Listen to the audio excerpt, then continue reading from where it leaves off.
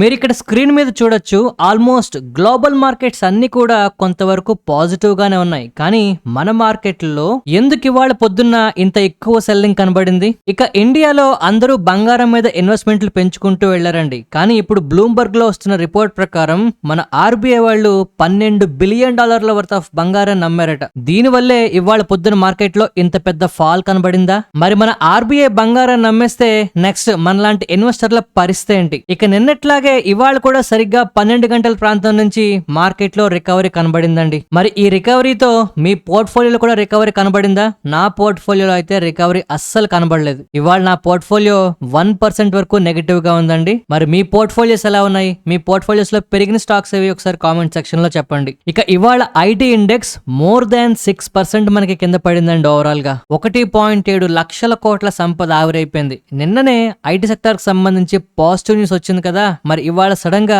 Entire IT sector stocks ఎందుకు పడిపోతున్నాయి? Next America మళ్ళీ మన ఇండియా మీద 12.5% టారిఫ్ అయితే వేయబోతోందండి. అండ్ మిగిలిన దేశాలతో పోలిస్తే అందరికన్నా ఎక్కువ మన మీదే వేస్తున్నారు. ఎందుకు ఇలాగా? ఇరాన్ కి అమెరికాకి జరుగుతున్న యుద్ధంలో ఇప్పుడు కంప్లీట్ కథంతా కూడా హెజ్బుల్లా అలాగే ఇజ్రాయెల్ పక్క అయితే షిఫ్ట్ అవుతోందండి. వీళ్ళిద్దరి మధ్యలో జరుగుతున్న తతంగం ఖచ్చితంగా ప్రపంచ మార్కెట్లని కలవర పెట్టబోతోంది. దీనికి సంబంధించి ట్రంప్ గారు లేదంటే నెతన్యాహు ఏ విధంగా రియాక్ట్ అవుతున్నారో మీకు ఖచ్చితంగా తెలియాలి. ఎందుకు ఇంత ఇంపార్టెంట్ గా చెప్తున్నాను అంటే ట్రంప్ స్వయంగా న్యూస్ కి అనౌన్స్ చేశారండి, యుఎస్ కి ఇరాన్ కి మధ్యలో టాక్స్ జరుగుతున్నాయి అని చెప్పి. ఈ డీల్ ఎక్కడ కూడా ఆగలేదు అని చెప్పి అనౌన్స్ చేయడం జరిగింది. అలాగే ఇరాన్ కూడా మళ్ళీ ఒక న్యూస్ అనౌన్స్ చేసిందండి, మేము ఈ డీల్ కి సంబంధించి స్టడీ చేస్తున్నాము, వార్ ఆపడానికి ప్రయత్నం చేస్తున్నాము అని. ఇప్పుడు అమెరికా ఇరాన్ ఎందుకు ఇలాగ సడన్ గా మళ్ళీ పాత పాటనే మళ్ళీ పాడుతున్నాయి? ఇక్కడ పరిస్థితి ఎంత విడ్డూరంగా మారుతుందో చూడండి. హెజ్బుల్లా పార్షియల్ సీజ్ ఫైర్ ని ఇజ్రాయెల్ తో మాకు సంబంధం లేదు, మాకు వద్దు అని చెప్తోందండి. అంటే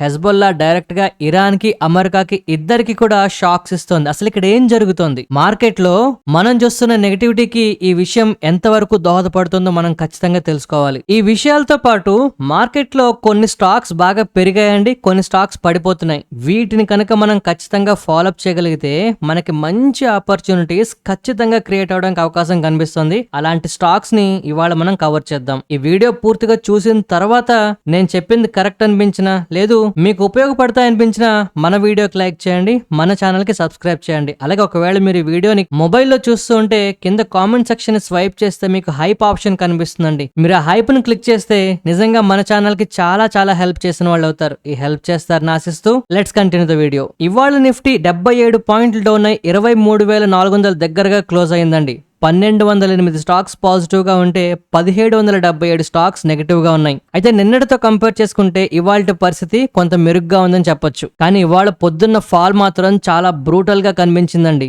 మరి దీనికి గల ప్రధాన కారణం ఏంటి? గిఫ్ట్ నిఫ్టీ కూడా మనకి కాస్త నెగటివ్ గానే సూచించింది. ప్రధానంగా గల్ఫ్ టెన్షన్స్ అవ్వచ్చు, లేదు అంటే ఆయిల్ ప్రైసెస్ పెరగడం అవ్వచ్చు, ఎఫ్ఐఎస్ తాలూకా సెల్లింగ్ అవ్వచ్చు, ఇవన్నీ కూడా మనం రోజు చూస్తున్న విషయాలే. కానీ ఇంకొంచెం డీప్ గా మాట్లాడుకుంటే ఇవాళ మార్నింగ్ సెషన్స్ లో కొంత ప్యానిక్ అయితే కనబడిందండి. ఆ తర్వాత పోర్ట్ఫోలియో లెవెల్స్ లో చాలా డీప్ డ్యామేజ్ అయితే అందరం చూసాం. ఎస్పెషల్లీ నిఫ్టీ ఐటీ 6% వరకు కొలాప్స్ అయిందండి. దీని వల్ల మార్కెట్ లో కాస్త సెంటిమెంట్ అనేది ఇంకా వీక్ అయినట్టు అనిపించింది. బట్ ఫైనల్ గా 12 గంటల ప్రాంతం నుంచి నెమ్మదిగా రికవరీ చూసాం. ఈ రికవరీకి పెద్దగా రీజన్స్ ఏమీ లేవండి. విక్స్ కాస్త తగ్గుతోంది, కాస్త బయింగ్ జరుగుతోంది, అంతకన్నా చెప్పుకోవడానికి ఏం లేదు. బట్ గ్లోబల్ మార్కెట్ లో పాజిటివ్ గా ఉంటున్న మన మార్కెట్ లో మాత్రం భయాలు ఎక్కువ అవుతున్నాయి. దీనికి గల ప్రధాన కారణాలు ఇప్పుడు చెప్తానండి, ఒక్కసారి వినండి. ఫస్ట్ మనకి ఇరాన్ దగ్గర నుంచి ఒక వార్నింగ్ వచ్చిందండి. ఇప్పుడు జరుగుతున్న ఈ డీల్స్ లో ఒకవేళ లెబనాన్ కి సంబంధించి ఇజ్రాయెల్ మిలిటరీ ఆపరేషన్స్ కనుక ఆగకపోయినా, లేదు ఈ పీస్ డీల్ లో లెబనాన్ ఇంక్లూడ్ చేయకపోయినా కంప్లీట్ గా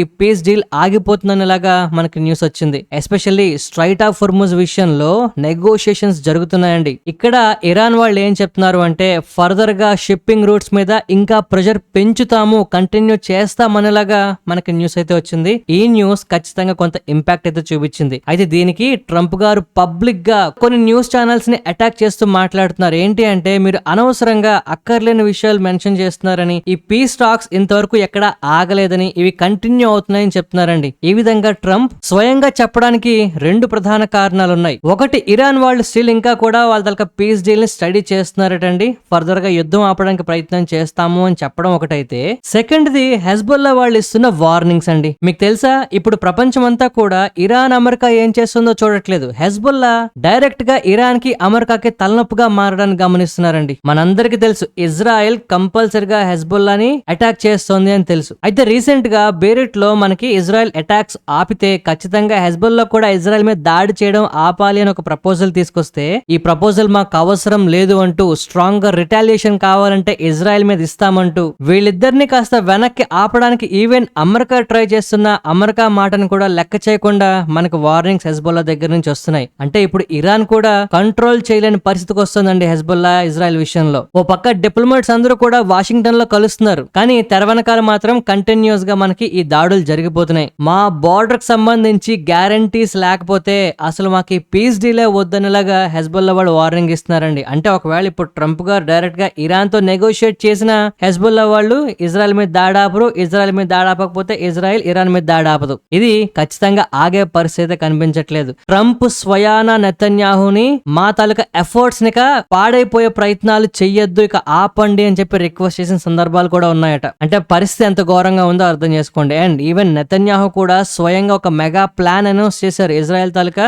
రీకన్స్ట్రక్షన్ ప్లాన్ ని, వాళ్ళ కోసం shelters, safe rooms, infrastructure upgrades ఇవన్నీ చేస్తామని చెప్పారండి. అయినా కూడా హెజ్బుల్లా అటాక్స్ కంటిన్యూ చేస్తోంది. ఇది కంట్రోల్ అవ్వకపోతే ఆయిల్ ప్రైసెస్ ఇంకా ఇంకా పెరిగిపోయే అవకాశం ఉంటుందండి. సో బయటికి అంతా పాజిటివ్ గా కనిపిస్తుంది. ట్రంప్ ఏమో డీల్ కంటిన్యూ అవుతోంది, ఇరాన్ ఏమో మేము మాట్లాడడానికి ప్రయత్నం చేస్తున్నాం, యుద్ధం ఆపడానికి ప్రయత్నం చేస్తున్నాం అని చెప్తున్నా తెరవెనకాల జరుగుతున్న తతంగం ఇది. అయితే నిన్న మొన్నటి వరకు ఇరాన్ అమెరికా మీద, అమెరికా వాళ్ళు ఇరాన్ మీద దాడులు చేస్తున్నారు, మాకేం అవ్వలేదు అంటే మాకేం అవ్వలేదని ఒకళ్ళ అటాక్ లో ఒకరు తిప్పికొట్టేస్తున్నారండి. మార్క్ రూబియో గారి స్టేట్మెంట్స్ ప్రకారం మోజ్తబా ఖమేనీ బతికే ఉన్నారండి. ఖచ్చితంగా ఆపరేషన్స్ అన్ని కూడా ఆయన మేనేజ్ చేస్తున్నారట. ఇక సెకండ్ విషయం ఏంటి అంటే కువైట్ కి సంబంధించి ఏవైతే దాడులు జరుగుతున్నాయో ఇది మనం కాస్త సీరియస్ గా తీసుకోవాల్సిన విషయం అండి. సో ఫర్దర్ గా కువైట్ దగ్గర నుంచి మనకి ఎలాంటి బ్యాడ్ న్యూస్ రాకుండా ఉంటే మార్కెట్ లో ఆయిల్ ప్రైసెస్ మళ్ళీ కాస్త సద్దుమణుగుతాయి. ఇక ఐఏ చీఫ్ దగ్గర నుంచి గ్లోబల్ ఎకానమీ రెడ్ జోన్ లోకి అయితే వెళ్ళిపోతుందంటూ వార్నింగ్స్ వస్తున్నాయండి.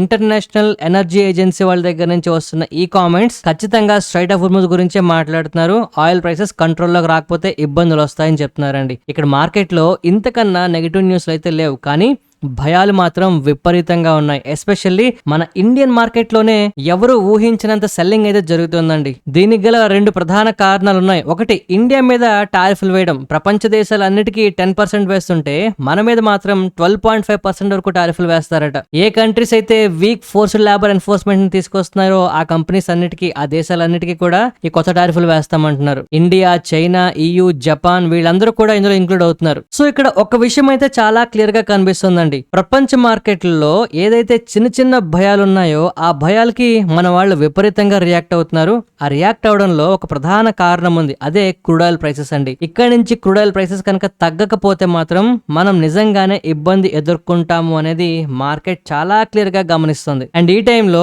RBI గోల్డ్ అమ్మేస్తోందంటూ స్వయానా బ్లూంబర్గ్ ఒక అనౌన్స్మెంట్ అయితే చేసిందండి. కానీ ఇక్కడ మనకు తెలుసుకోవాల్సిన విషయం ఏంటంటే బ్లూంబర్గ్ RBI మే సోల్డ్ అని చెప్పి ఒక అనౌన్స్మెంట్ చేసింది. RBI అమ్మి ఉండొచ్చేమో అనే ఒక స్టేట్మెంట్ అయితే ఇచ్చింది. కానీ మన మార్కెట్ లో మాత్రం క్లియర్ గా $12 బిలియన్ వర్త్ ఆఫ్ గోల్డ్ అమ్మేశారు అని చెప్పి న్యూస్ అయితే స్ప్రెడ్ అయిపోయింది. దీన్ని స్వయంగా RBI కూడా ఖండించింది. సో బంగారం కొంటున్న వాళ్ళు భయపడాల్సిన అవసరం లేదండి, RBI అయితే ఇవన్నీ ఫేక్ న్యూస్ అని చెప్పింది. అండ్ ఇంతకు ముందు కూడా వాళ్ళు ఒక పాత కారణం చూపించి అలాగే ఇప్పుడు అమ్మేస్తుంది అంటున్నారు. ఈవెన్ పాత టైంలో 1990s లో కూడా బంగారాన్ని తాకట్టు పెట్టారు, కానీ RBI బంగారాన్ని ఎప్పుడు అమ్మలేదు.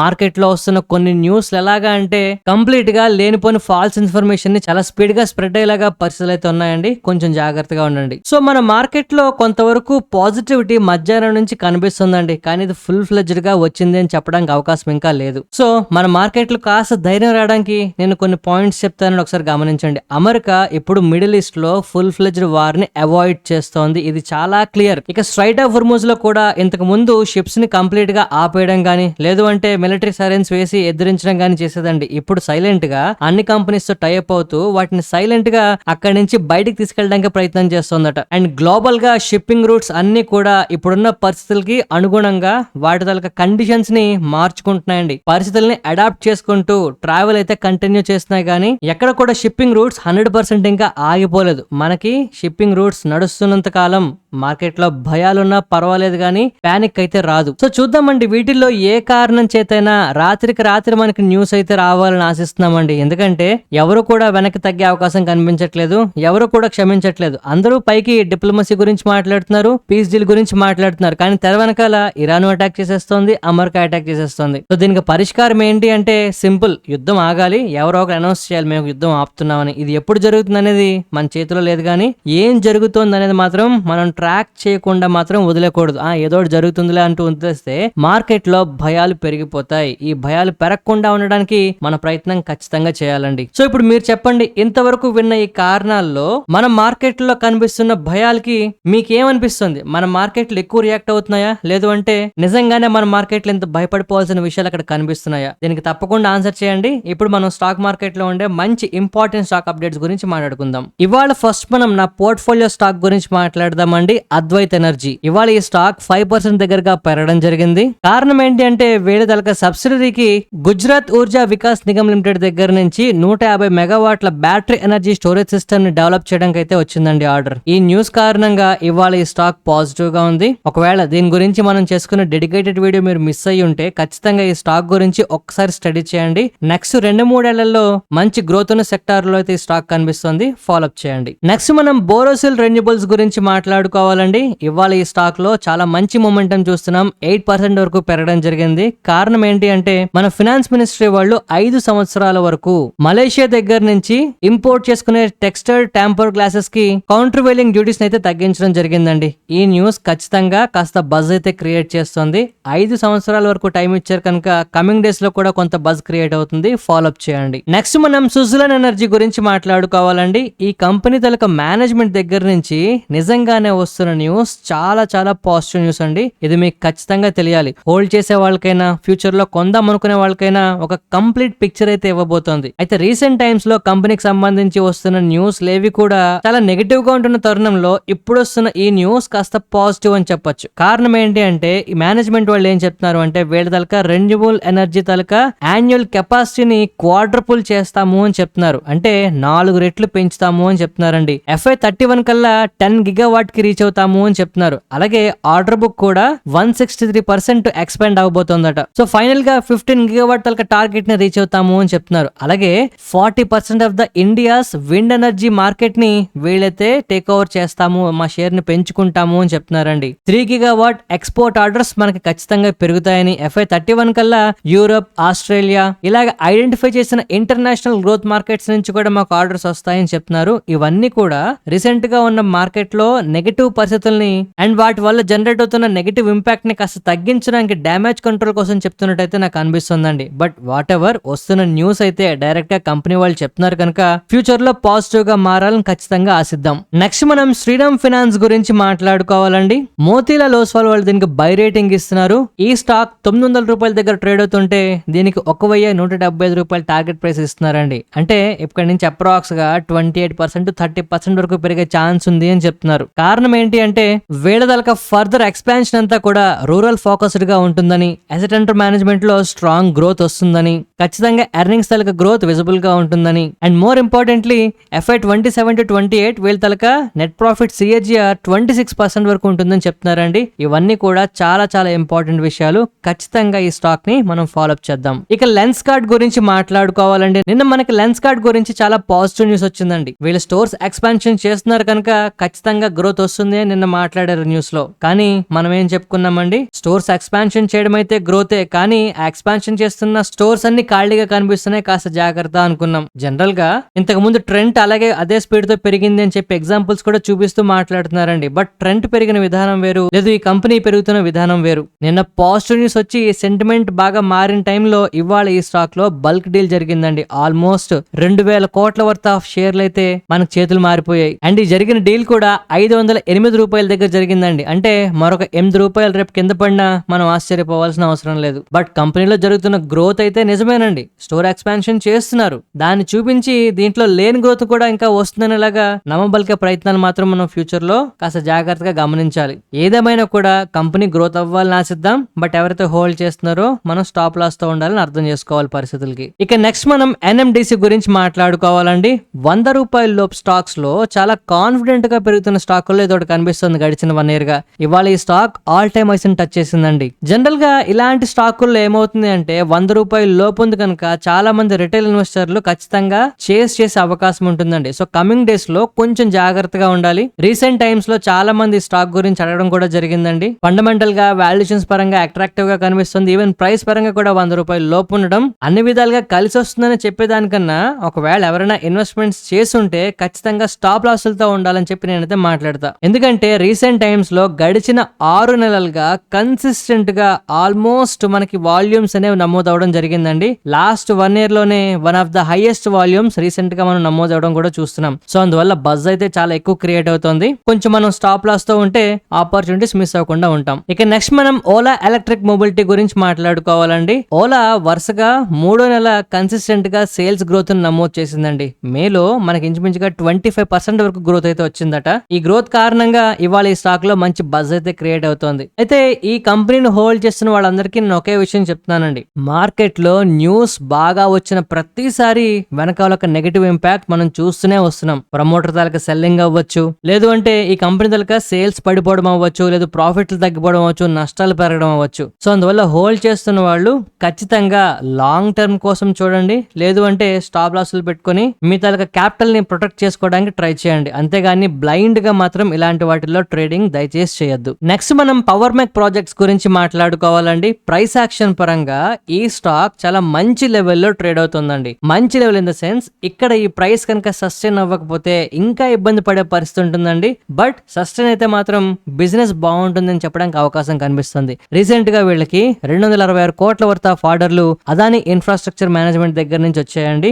దీంట్లో భాగంగా 300 మెగావాట్ థర్మల్ పవర్ ప్లాంట్ ని వీళ్ళైతే ఆపరేట్ చేస్తూ మెయింటైన్ చేయాల్సి ఉంటుంది. ఈ న్యూస్ ఖచ్చితంగా కాస్త పాజిటివ్ విషయం. అండ్ ఇప్పుడు వస్తున్న ఈ న్యూస్ కూడా మంచి టైంలో వస్తుందండి. ఖచ్చితంగా ఈ స్టాక్ ని ఫాలో అప్ చేయాలి. నెక్స్ట్ మనం అపోలో హాస్పిటల్స్ గురించి మాట్లాడుకోవాలండి. ఈ స్టాక్ గురించి నేను చెప్పేది వినే కన్నా ముందు ఫస్ట్ మీరు డైలీ చార్ట్ ఓపెన్ చేసి చూడండి. 1 year గా చూసుకున్నా, 3 years గా చూసుకున్నా, 5 years గా చూసుకున్నా కన్సిస్టెంట్ గా రిటర్న్స్ ఇస్తూ పెరుగుతున్న స్టాక్ అండి ఇది. అయితే ఇప్పుడు FY27 లో వీళ్ళకి 100 కోట్ల వరకు లాస్ వస్తుందని చెప్పి మేనేజ్మెంట్ వాళ్ళు అనౌన్స్ చేయడం జరిగింది. ఇది కొంత నెగిటివ్ విషయమే అయినప్పటికీ కూడా ఇవాళ స్టాక్ పాజిటివ్ గా ఉందండి. కారణం ఏంటి అంటే వీళ్ళ కెపాసిటీ ఎక్స్పాన్షన్ చేస్తున్నారు. అక్రాస్ నెట్వర్క్ వీళ్ళు 2000 వరకు బెడ్ కెపాసిటీని పెంచుతున్నారండి. ఇది కంపెనీకి ఖచ్చితంగా లాంగ్ టర్మ్ లో పాజిటివ్ విషయం. సో కమింగ్ డేస్ లో ఇప్పటి వరకు బాగా పెరిగింది కనుక FY27 లో లాస్ వస్తుంది అంటున్నారు కనుక కొంత ప్రాఫిట్ బుకింగ్స్ జరిగితే ఆపర్చునిటీ క్రియేట్ అవుతుందండి. జాగ్రత్తగా ఫాలో అప్ చేద్దాం. నెక్స్ట్ మనం ఇండస్ ఇండ్ బ్యాంక్ గురించి మాట్లాడుకోవాలి.